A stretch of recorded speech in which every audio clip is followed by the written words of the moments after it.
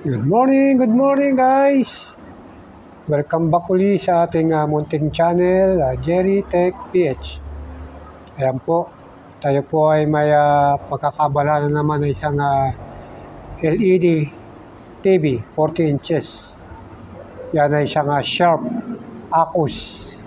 Ang kanyang model LC-40LE265M Sharp. Yan po yung kanyang LED TV Sharp. Ang problema nito guys ay nagbi-blink lang yung kanyang power on. Walang lumalabas na liwanag. Yan, subukan natin guys. So ayan, kung napapansin niyo yan, nagbi-blink nga lang siya pero wala siyang video. Ayan. Nagbi-blink lang yung kanyang power on. Yan. Tuloy-tuloy yung pagbi-blink. So, wala tayong yan, kahit sounds, wala. Oh. Madilim. So, madilim yung kanyang screen. Hindi natin alam kung pundido na yung kanyang LED bulb. Ayan, guys. So, gagawin natin dito, guys, ay tetestingin natin yung kanyang LED bulb. So, bubuksan natin ito guys. So, ayan guys. Tinaob ko na. So, tatanggalin muna natin yung tornilyo ng mga LED. Ayan guys, yung kanyang likod, yung Sharp. Yan. Kung napapansin yung kanyang model number. Yan. LED backlight TV. LC40 LE265M. Yun yan. Made in Malaysia. Yan guys. Ito guys ay galing pa ng ibang bansa. Ito guys yung TV na to. So, tatanggalin natin yung kanyang tornilyo tapos tetestingin natin yung kanyang LED bulb kung okay ba. Ayan guys, tanggalan natin yung kanyang mga tornilyo. So, bubuksan na natin. Yan. So, tetestingin natin yung kanyang LED kung hindi pundido. Kasi minsan sa LED lang kung bakit hindi nagliliwanag yung kanyang screen dahil pundido yung kanyang mga bulb. So, dito guys ay malalaman natin kung pundi yung kanyang LED. Ayan guys, tingnan muna natin. Ito yung kanyang power supply. Yan. At ito yung kanyang mainboard. So, napakalit lang yung kanyang mainboard. Yan. So, ganun kaliit ang kanyang mainboard. Yan. Yung sa bandang ilalim, ay kanyang tikod. Itong power supply ay testingin natin. So, visual check muna natin kung may mga busted na mga pyesa. So, ayan guys, kitang-kita naman natin dito na wala naman sira eh. So, okay naman yung kanyang mga pyesa. Ayan, yung kanyang mainboard ay okay naman. So, dito guys, testingin na natin. Oh. Ito yung nabili natin na Diston Super LED tester. So, gagamitin natin dito para malaman natin yung kanyang LED bulb. So, guys, ayan. So, gawin natin guys, tatanggalin lang natin itong ano. Ayan. Ito yung kanyang socket terminal ng LED bulb. Yan. Yung wire niya, papunta yan sa loob. Yan. Diyan nakakonek yung kanyang wiring. So, bali, gagamit tayo na ng LED tester.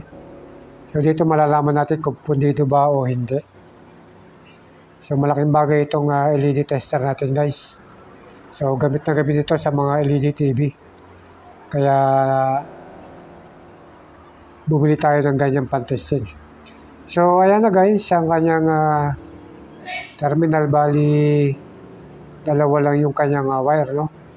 Isang negative, isang positive. So, bali dito, hindi natin alam ito kung alin dito yung negative o positive, no? So, try natin guys ikabit itong test prod sa kulay itim. Siguro dito yung negative niya kasi kulay itim to. Yan. So, yan, kabit natin. Hindi kasya yung kanyang pin. So, medyo malaki yung kanyang pin, ano? So, dito natin lagay sa baba. Ano? Yan. So,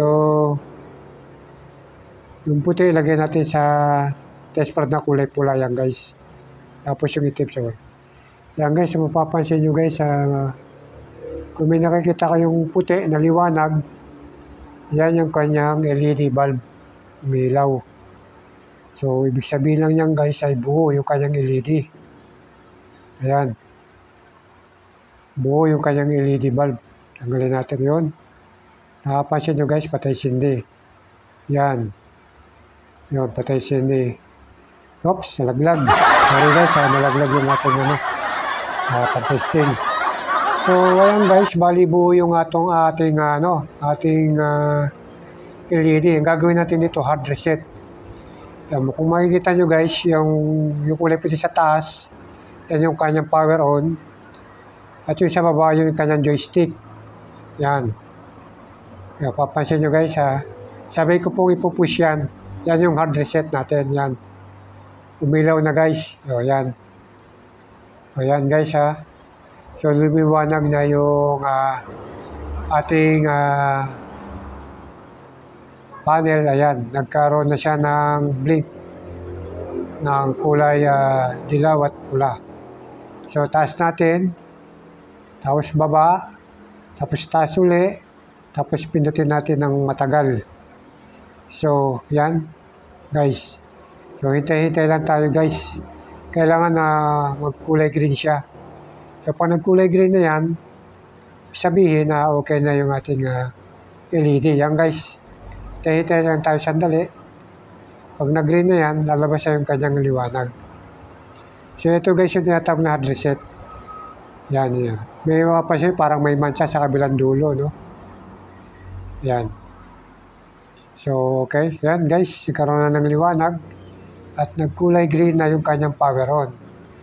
So, ibig sabihin ay okay na yung ating LED panel. Meron na siyang liwanag. Yan. Problema lang nito guys, may mancha sa magkabilang dulo. Yan, yung napapansin nyo, pati sa baba. Oh. Yan. Meron siyang mancha.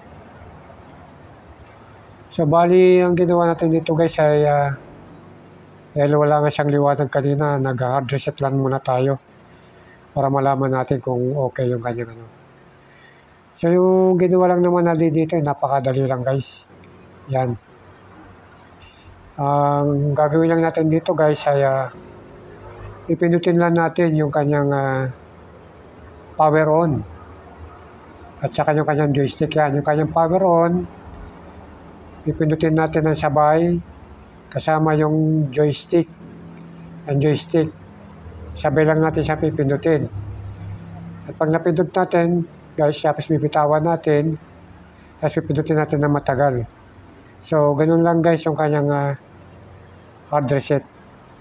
Kaya lang ay wala tayong antena, no?